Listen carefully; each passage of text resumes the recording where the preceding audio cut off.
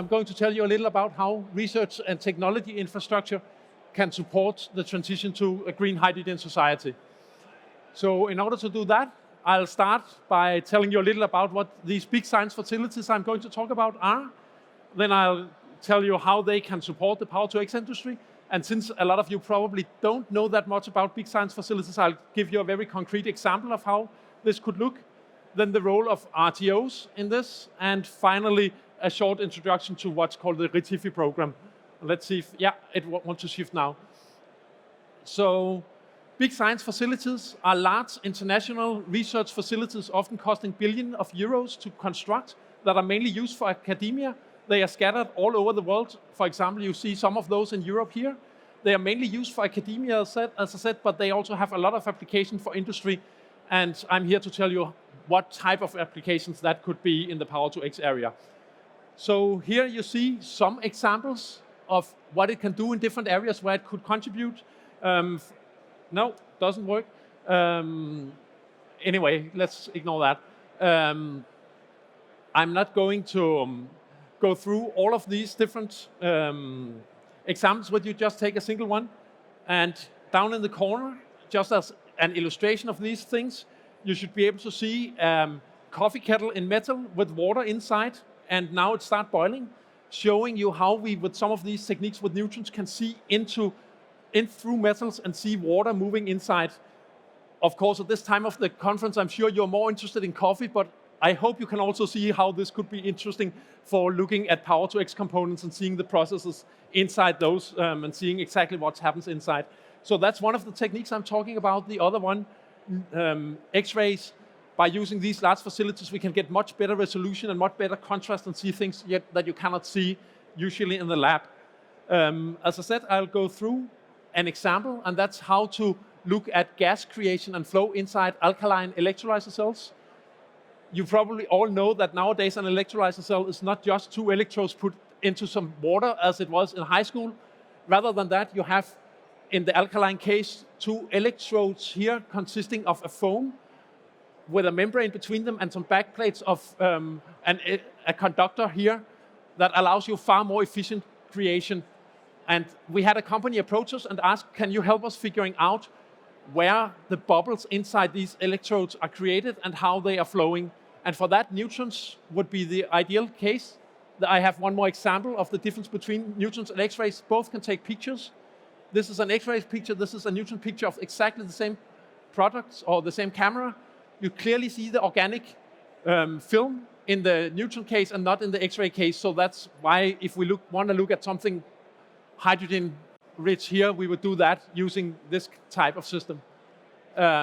So together with the company, we designed realistic setup, not the full electrolyzer cell, but a realistic setup of a size that can actually be measured. We did feasibility study with a digital twin to check what was possible. And we concluded that we would not be able to see the individual bubbles. They are too fast. However, we could see the bubble density. And this is kind of how the cell then looks. You have a backplate in metal, the foam, a membrane separating things, the next electrode, backplate, something behind it, and a structure to construct, to support everything around it. So that's what we'll be looking at for the next few slides in this. And a tray, because alkaline liquids we don't want in the instruments for these things. And this is how it looks in reality. So it's the active area you can look at here is 3 centimeters wide and 10 centimeters tall, and that's enough that we see bulk effects rather than boundary effects on these things. This is what data, for example, looks like. So you have a picture directly taken here with neutrons, and you have a projection down here. You see the plastics here on both sides. You see the electron, the contact electrodes made of nickel as dips here. Then you see the two electrodes here, and then you see the membrane in the middle. And we can zoom in on the most interesting part, which is certainly not the plastics, and see what's happening in the electrodes here.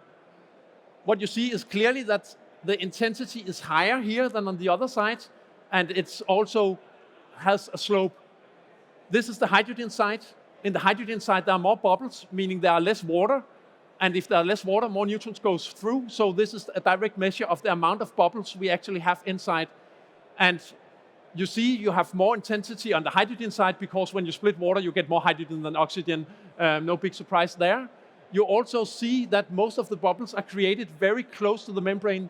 Altogether, this is 1.8 millimeters, and the majority of the bubbles are created within the first half of that 1.8 millimeters, whereas what's happening in the back end is considerably lower.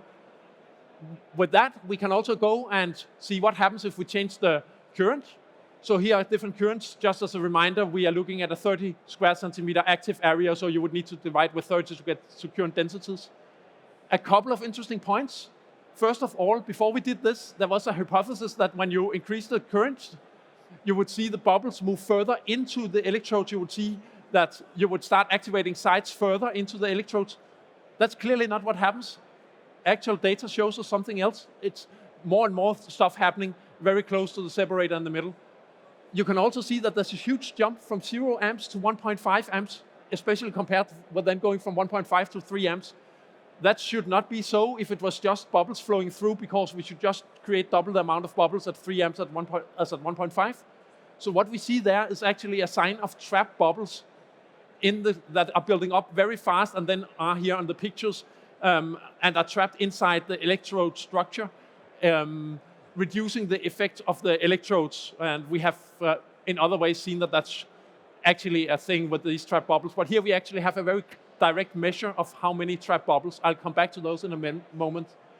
So this is a very concrete example of what we, for example, can measure with these techniques.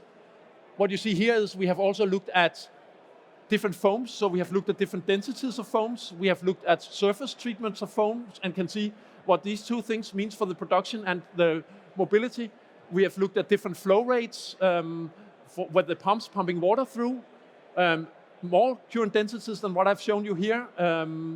And we have also looked at time development. I'll get back to that in a moment. And at the size and shape of trapped bubbles by making a rotation of the stage and doing a lot of pictures, and then as a CT, reconstructing that and figuring out where the bubbles are and how large they are. We can also see that kind of things inside the electrodes.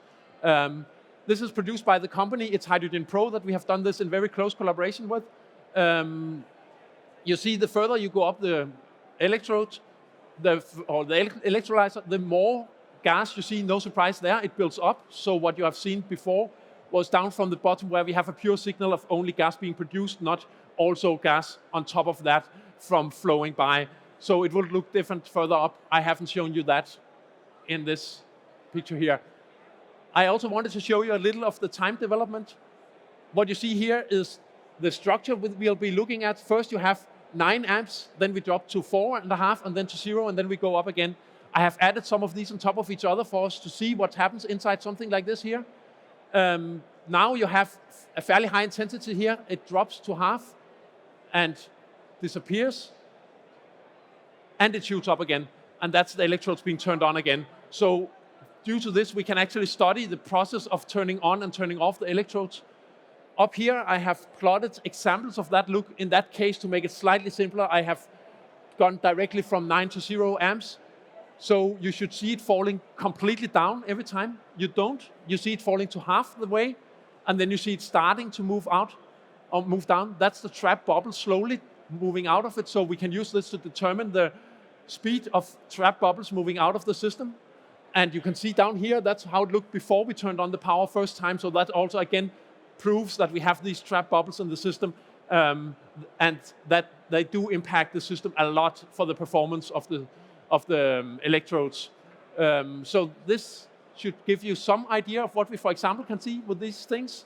The outcome was that the company was able to change the design to become more efficient in the future of the electrodes. We have a new larger project looking at these trapped bubble with 3D models and also trying to add pressure and higher temperatures to these things potentially. And we have developed this into a service. So by now we'll be happy to service all other electrolyzer companies doing this far more efficient than we did the first time, where we need to find our way through this. So that leads me to the role of RTOs, such as DTI, where I work. So in this case, so RTOs are research and technology organizations which bridge the gap between industry and academia.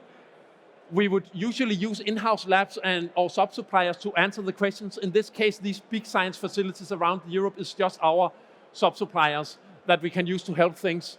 And what the kind of things we can do for companies would be determining if this problem is actually something where big science makes sense to use, identifying the right facility and the right instrument, that's far from trivial, designing the measurement, performing the measurement, and performing the data analysis, or we can do any subset of that. For example, in this thing I showed you before, we had an industrial PhD at the company who was very much involved in the last 3 parts, so we did those in a collaboration with them, and did the first parts by ourselves.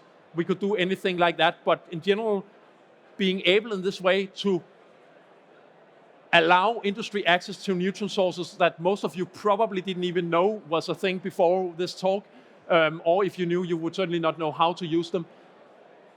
Whatever steps you would need in that, that's where we come in as RTOs. And when I say we, I'm not alone. This is my team. All of us are experts in using neutron sources and X-ray sources. Especially me, Matthias, and Aske have been part of the work here. But others can also be helping us, so we are a big team, and I think we are unique as RTO in having such a big team only focusing on how to use these facilities to help industry in different ways. That leads me to the Retifi program. So, as I said, we are probably the only ones right now using that to this level. However, we have this European project where we are trying to map out the possibilities of RTOs to help industry through these big facilities. If you think you have any input for how you would like the European Union to support that in the future, we are conducting interviews with industry, so please contact me afterwards and we can set up an interview and get your understanding into to this system, and we can report that to the European Union on top of the findings we already have. We have a lot of partners, a lot of RTOs that you might know better than the Danish Technological Institute, such as CEA and Fraunhofer and TNO now that we are in the Netherlands, helping out with that. Other than that, I think I'll say thank you for listening and come up with these here again. I'll be happy to discuss any of these examples I've put up here of things we can help with using these facilities, or any other ideas you have with you afterwards. You can also just contact me through my mail or phone number here, or learn more about the electrolyzer case I showed you by the QR code up there. And with that, any questions from anyone in the audience? No, doesn't seem so. Then thank you very much for your attention, and I hope to talk with some of you afterwards